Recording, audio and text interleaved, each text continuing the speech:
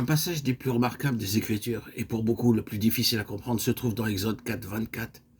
Pendant le voyage, en un lieu où Moïse passa la nuit, l'Éternel l'attaqua et voulut le faire mourir.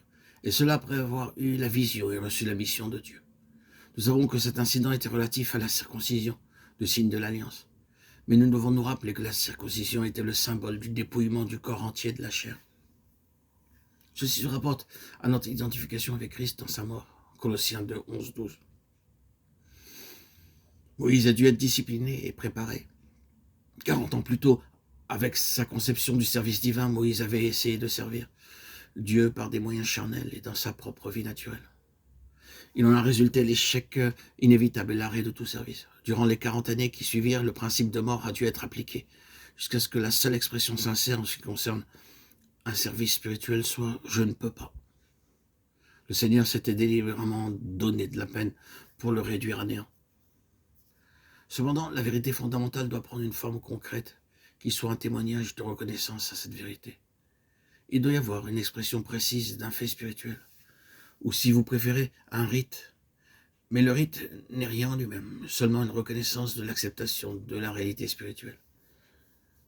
La circoncision était ceci en Israël, ce qui encercle le sang, séparant l'homme naturel du spirituel, le vieux du nouveau, d'où l'incident mentionné. La marche de Moïse fut soudainement arrêtée et choqué.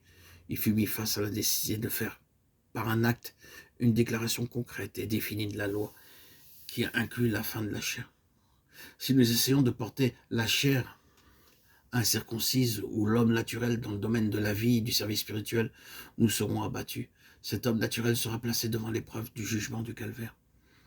Nous voyons donc que la vérité de l'incorporation dans la mort représentative de Christ est placée à la racine de l'expérience dans l'Ancien Testament.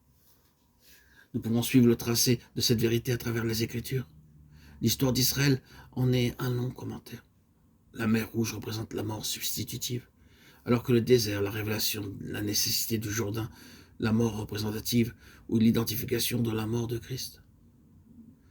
Lorsque nous parvenons aux bénédictions de l'œuvre substitutive de Christ et à la jouissance de la justification par la foi, et si notre vie spirituelle est une vie progressive et pure, nous commencerons à nous rendre compte qu'il y a un abîme considérable entre la vieille création et la nouvelle, entre l'homme naturel et le spirituel.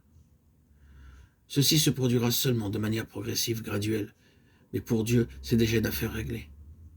Pour lui, les deux, l'homme naturel et l'homme spirituel, ne s'imbriquent pas. Ce sont des pôles éloignés l'un de l'autre. Les réunir est pour lui une sorte de fornication spirituelle. Et les fruits ainsi produits dans la vie et le service sont illicites. Le but de Dieu est de nous rendre ceci de plus en plus clair.